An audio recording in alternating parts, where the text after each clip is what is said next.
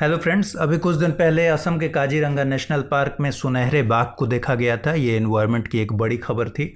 और आज खबर आई है कि उड़ीसा के बालासोर जिले में एक दुर्लभ पीला कछुआ देखा गया है, जो कि पहले कभी नहीं देखा गया। ये द न्यू इंडियन एक्सप्रेस से हमने इस खबर को उठाया है। इसके कुछ मेन पॉइंट्स को डिस्कस करते हैं। इसे याद रखना होगा, आपके शॉर्ट नोट्स में ये होना चाहिए, ताकि एग्जाम में अगर इसके बारे में कोई इन्फॉर्मेशन पूछा जाए तो आप इसको सॉल्व कर सकें।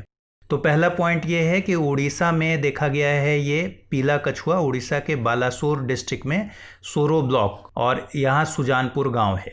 सुजानपुर गांव सोरो ब्लॉक में है, बालासोर डिस्ट्रिक्ट में है, और ये है उड़ीसा में। यहाँ पीला कछुआ देखा गया है, जो कि एक रेयर बात है। एक आईएफएस ऑफिसर ने ट्वीट में आपने बताया है कि इस कछुए की पिंक आंखें हैं, जिसमें एल्बिनिज्म की संभावना बताई है। तो एल्बिनिज्म के बारे में हम आगे आपको बताएंगे। गोल्डन टाइगर वाले एपिसोड में हमने आपको बताया भी था, लेकिन यहाँ फिर से रिवाइज करेंगे। ट्वीट में ये भी कहा गया है कि कुछ साल पहले सिंध में ऐसी असामान्यता रिकॉर्ड की गई थी। ठीक है, यहाँ पर वो ट्वीट भी है जिसमें ये बातें की गई हैं। अब आइए आगे बढ़ते हैं। पिछले महीने ट्रायनोकिटा प्रजाति का कछुआ मिला था उड़ीसा के मयूरभंज जिले में। मयूरभंज जिले का देवली डैम है, वहाँ पिछले महीने ट्रायनोकिडाई प्रजाति का कछुआ मिला था। ये भी एक इम्पॉर्टेंट बात है जिसे आपको याद रखना चाहिए। ट्रायनोकिडाई टर्टल सॉफ्ट शेल टर्टल होते हैं, जो अफ्रीका में, एशिया में और नॉर्थ अमेरिका में पाए जाते हैं। ठीक है, अब जैसा कि मैंने आपको बताया ल्यूसिज्म और एल्बिनिज्म में अंतर। कुछ दिन पहले हमने काजीरंगा नेशनल पार्क वाली खबर आपको बताई थी, जहाँ गोल्डन टाइगर देखा गया था, जो कि एक रेयर बात थी। इसी संदर्भ में इन दोनों टर्म्स की बात की गई थी। यहाँ मैंने स्क्रीनशॉट लिया है टू द पॉइंट प्रोग्राम का, जिसमें हमने बताया था ल्यूसिज्म और एल्बिनिज्म में अंतर। ल्यूसिज्म में क्या होता है? ल्यूसिज्म में किसी जीव में स्किन पिगमेंट्स डेवलप नहीं कर पाता है, स्किन में पिगमेंट्स बनाने में अवरोधक हो जाता है ल्यूसिज्म में।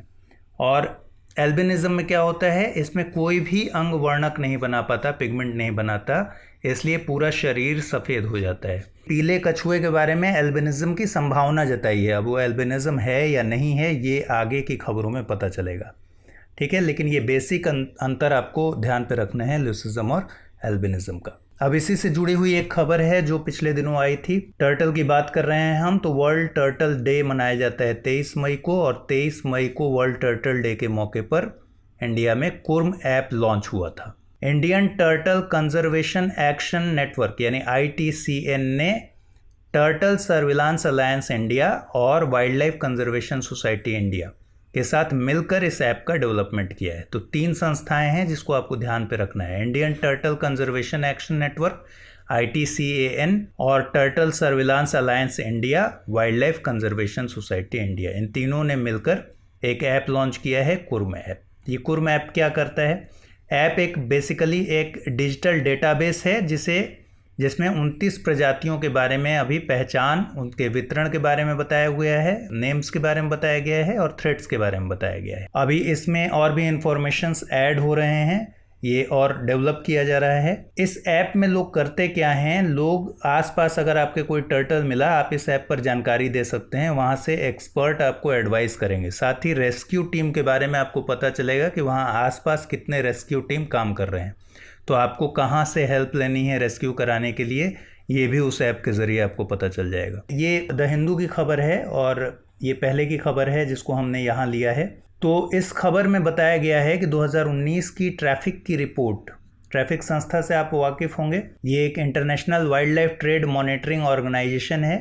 2019 की ट्रैफिक की रिपोर्ट के मुताबिक हर साल 11,000 कछुओं की स्मगलिंग और पोचिंग की जाती है। अब ऐप पर, जैसा कि मैंने आपको बताया, ऐप पर रेस्क्यू सेंटर्स भी रजिस्टर्ड हैं, एक्सपर्ट्स भी रजिस्टर्ड हैं, उसमें प्रजातियों के बारे में आपको पूरी जानकारी मिल जाती है।